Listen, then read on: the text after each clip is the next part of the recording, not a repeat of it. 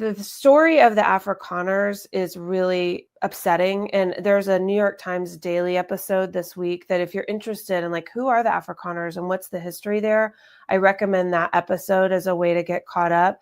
Essentially, Afrikaners were, they're Dutch, sort of Dutch origin, white settlers in South Africa who were primarily responsible for apartheid. And so they were the, ruling class of people that oppressed people of color in South Africa. And then when the tables turned and apartheid went away, white Afrikaners began to, lose some of their power, of course. And the many people on the Trump side have taken up the plight of Afrikaners as like the way that they message it is like, this is what would happen in the US if reparations or DEI were continued to move forth. Like they see Afrikaners as a symbol of what would happen to white people in the United States.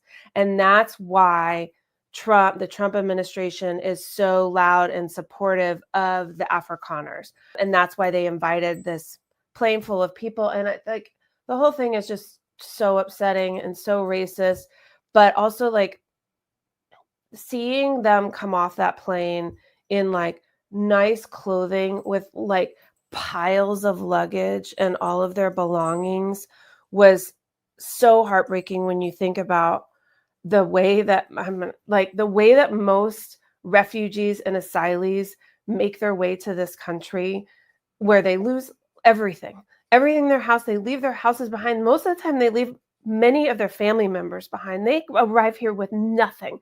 And it is so impressive that people go through the things that they go through and they get here like that with just the shirt on their back, just because they want a better life and safety.